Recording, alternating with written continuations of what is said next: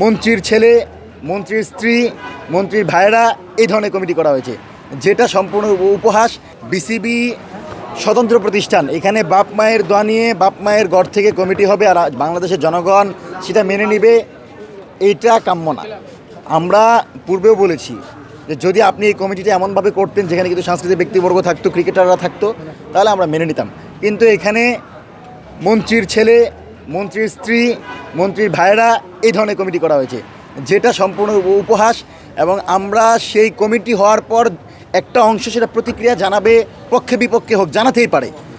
তো যখন তারা প্রতিক্রিয়া জানাতে যায়, সাংবাদিক নামের কথিত সাংবাদিক দেখে আমার কাছে মনে হলো সন্ত্রাসী স্টাইলে তিনি গিয়ে সে আন্দোলনকারীদের উপর হাত তুললেন। এটা কি মানে কোনো সাংবাদিক এটা করতে পারে?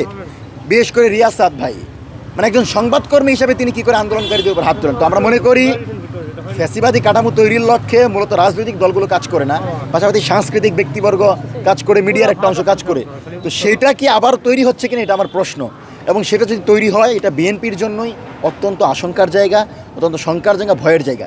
সেই জায়গা থেকে আমরা মনে করি এই সাংবাদিকরা যারা আন্দোলনকারীদের উপর হাত তুলেছে, বিসিবির দালালি করেছে, তামিম ইকবালের দালালি করেছে, এদেরকে বিচারের মুখোমুখি করতে হবে, এদেরকে জবাব দিতে আওতায় আনতে হবে। এবং এই কমিটি আমরা মানি না, এবং এই কমিটি বাংলাদেশের জনগণের প্রত্যাশা পূরণ করতে পারে না। ধন্যবাদ। দেশে দেশে সবার সাথে দ্য নিউজ।